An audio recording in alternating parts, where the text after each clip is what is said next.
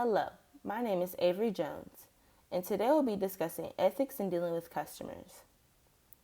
Throughout this presentation, we will be discussing ethics, anticipated problems, as well as code of conduct.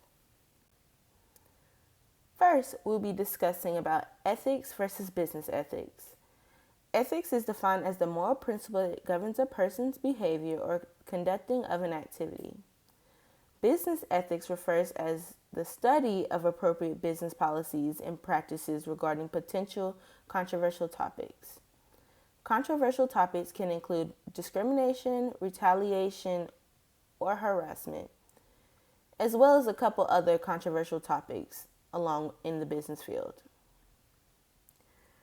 Personal ethics refers to the personal belief of that particular person, while business ethics refers to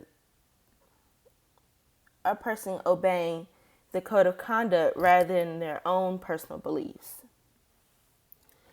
It's important in business to remain consistent throughout all of the code of conduct and missions and values throughout the company. This will allow for customers or even employees to state that the company is consistent in their efforts to remaining neutral throughout all situations. Next, we'll be discussing anticipated product problems. Anticipating a product problem is basically foreseeing a potential problem that customers might have with that particular product or service. This is also known as the customer needs. Identifying customer needs early will allow for you to have a quick advantage over the customer in order to fix that particular product. Being aware of that particular product problem is important for the business because it will allow for the company to effectively fix the issue rather than being flooded with different complaints from different customers. When anticipating product problems, it's important to 1. Gather raw data, 2. Interpret the data, 3. Organize the importance of the data, and 4. Reflect on the process of that data. Providing customers with customer surveys allow for the company to have a clear insight on the way a customer feels about that particular product or service.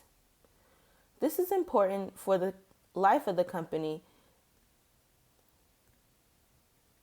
to know what's going on throughout their product with different customers. Each customer experience is different, so being able to have a broadened scale of different perspectives will allow for the company to a clear, direct approach for each problem. Second is interpreting the data. Writing down the needs of how the product is acting and not addressing how it's supposed to operate. Being able to use clear, positive phrasing will allow for easy interpretation for customers as well as express the attractiveness of that product to remain life for that product. Next will be to organize the needs. It is important to prioritize the importance to the customer. Typically, the first need would be the attractiveness. Customers are easily drawn to attractive factors of that different product or service. We tend to practice this in our everyday living when we go to the grocery store, clothing stores, etc. Next of importance would be the one-dimensional quality.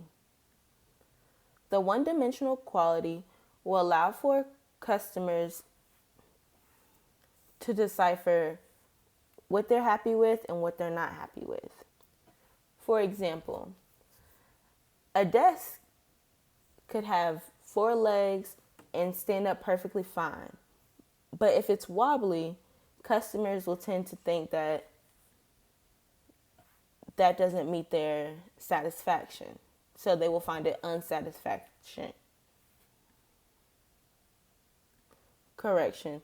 They will find it unsatisfying. But a desk with 4 legs that is stable, customers will be more happy with the quality of that particular product.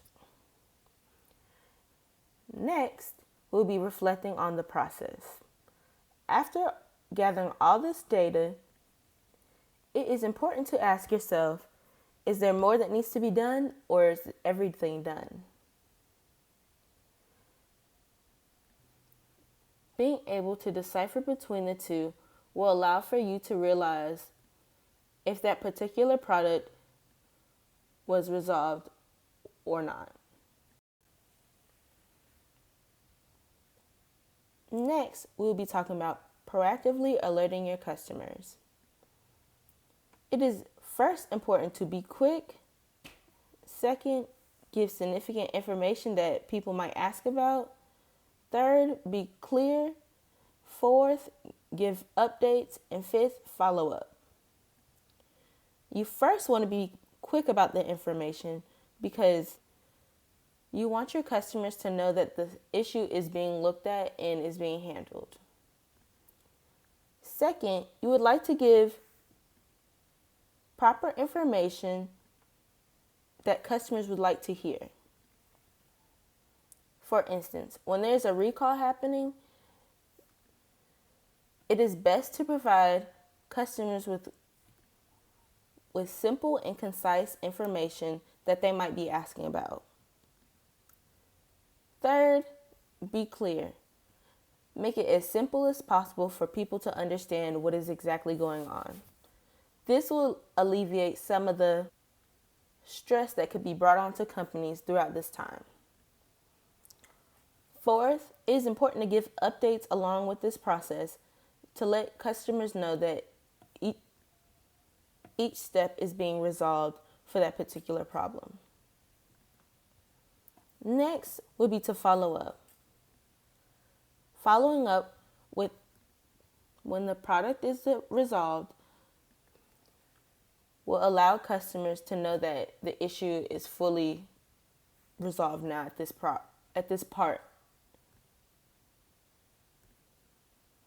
of the issue. The Code of Conduct is a well-written document that clarifies an organization's mission, values, and principles, linking them with the standard of professional conduct. The conduct articulates the values in the organization wishes to foster in leaders and employees. In doing so, defines desired behavior.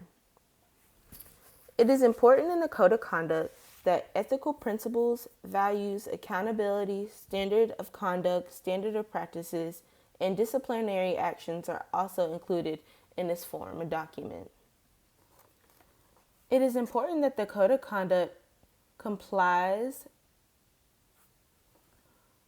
with the overall mission of the company. It provides a certain expectation for public standards that the company will uphold, and will also prevent fines/lawsuits to the company given certain situations. The Code of Conduct must be clear and concise and can also be used as a form of document to evaluate an employee's performance. Here is my works cited page, and I would like to thank you for watching and have a good day.